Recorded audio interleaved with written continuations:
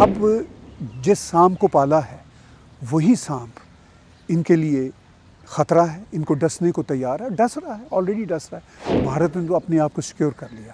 Prime minister Narendra Modi کو میں اس بات کا بہت کریڈٹ دیتا ہوں، انہوں نے سیکیورٹی اتنی اچھی کر لی بھارت کی کہ پاکستان سوچ نہیں سکتا اب ٹیررزم کرنے کے حوالے سے۔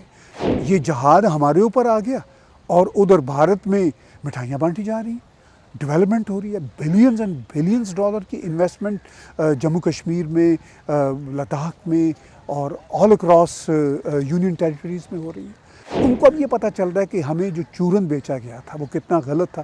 ریلیجیس فنڈامنٹلزم خود پاکستان کی تمام سرکاروں نے آگے چلایا ہے، اس کو پانی دیا ہے، اور اب جس سانپ کو پالا ہے وہی سانپ ان کے لیے خطرہ ہے، ان کو ڈسنے کو تیار ہے، ڈس رہا ہے، آلریڈی ڈس رہا ہے، لیکن سمجھنے کو تیار نہیں۔ جن طالبان کو تیار کیا تھا وہ طالبان اب یہ کہتے ہیں کہ ہم ڈیوینڈر لائن کو نہیں مانتے۔ جن ایکسٹریمسٹوں کو، جہادیوں کو انہوں نے کشمیر میں بھارت کے خلاف ٹیررزم کے لیے تیار کیا، اب وہی جہادی ان کے گلے پڑ رہے ہیں۔ تو یہ چیلنج تو پاکستان کی سوسائٹی کو ہر لحاظ سے ہے۔ دیکھیے، یہ ایک مائنڈ سیٹ ہے، ریلیجیس فنڈامنٹلزم ایک مائنڈ سیٹ ہے۔ یہ mind set it self Pakistan کو برباد کرنے کے لیے کافی ہے۔ ان کا یہ خیال تھا کہ اس مائنڈ سیٹ سے ہم بھارت کو نقصان پہنچائیں گے۔ بھارت کو تو بہت کم نقصان ہوا، بھارت نے تو اپنے آپ کو سیکیور کر لیا۔ پرائم منسٹر نریندر مودی کو میں اس بات کا بہت کریڈٹ دیتا ہوں، انہوں نے سیکیورٹی اتنی اچھی کر لی بھارت کی کہ پاکستان سوچ نہیں سکتا اب ٹیررزم کرنے کے حوالے سے۔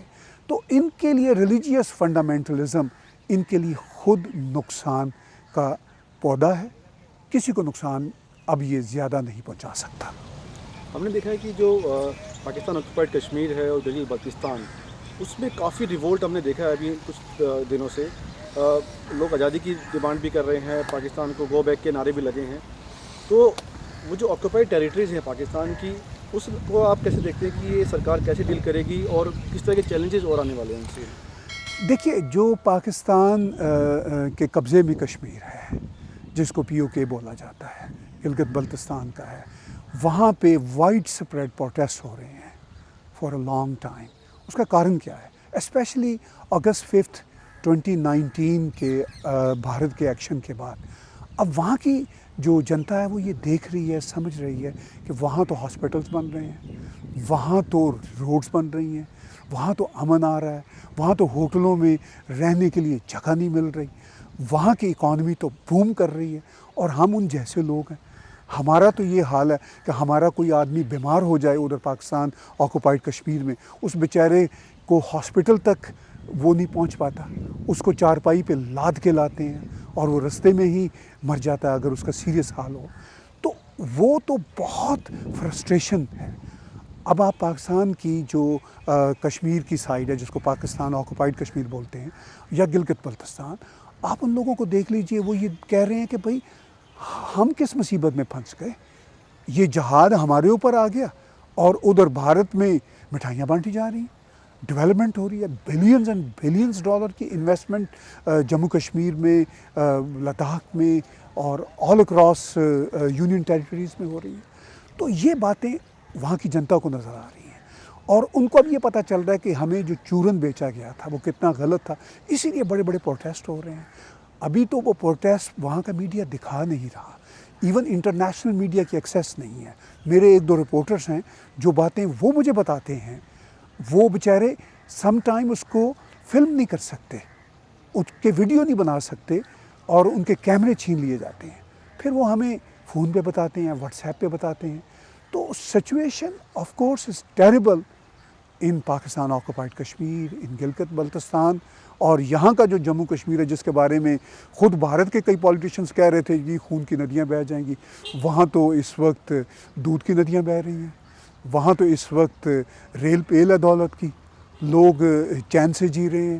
وہ جو ٹیررزم جو انہوں نے 40-50 سال سہی، اس ٹیررزم کا آلموسٹ خاتمہ ہو گیا، تھوڑی بہت رہ گئی ہے جو پاکستان سے انفلٹریٹ ہو کے آتی ہے، دھیرے دھیرے وہ اس پہ بھی قابو آ جائے گا۔ تو things are quite fabulous in Jammu Kashmir and quite horrible in Pakistan occupied Kashmir. اور یہ ہے فرسٹریشن کا پروٹیسٹ کا کارن. ایک جو سب سے بڑا مسئلہ دیکھا گیا ہے کہ جو انفورس ڈسپلنس کا ہے پاکستان کے اندر، چاہے وہ بلوچستان ہو، چاہے وہ سندھ ہو یا کے پی کے ہو، اس طرح کے انسیڈنٹس بہت فریکوینٹ ہیں اور کافی پروٹیسٹ بھی آپ نے دیکھے ہوں گے کہ ان پروونسز میں ہو رہے ہیں. تو یہ کیوں ہے اور کیا جو گورنمنٹ فارم ہوگی کیا یہ چیلنجز کو ایکسیپٹ کرے گی یا اس کو سالو کر پائے گی؟ دیکھیے یہ جو انفورسڈ ڈسپیرنسز کا مسئلہ ہے خاص طور پر بلوچستان میں اور کے پی کے میں، ان کو گورنمنٹ تو بالکل ٹچ بھی نہیں کرے گی جو بھی سرکار نئی بن رہی ہے.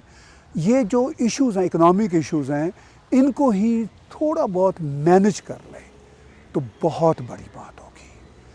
تو یہ انفورس ڈسپیرنسز کے جو پروٹیسٹ آپ دیکھ رہے ہیں، مارنگ بلوچ کر رہی ہیں اور بہت سارے بلوچ لوگ کر رہے ہیں، ان کا تو کچھ نہیں ہوگا. وہ بیچارے اسی طرح پستے رہیں گے اور کسی بھی سرکار کے پاس اتنا مینڈیٹ نہیں ہے، اتنی پاور نہیں ہے کہ وہ پاکستان آرمی کی بروٹیلٹیز کو کاؤنٹر کر سکیں یا اس کو ایون کویسچن کر سکیں.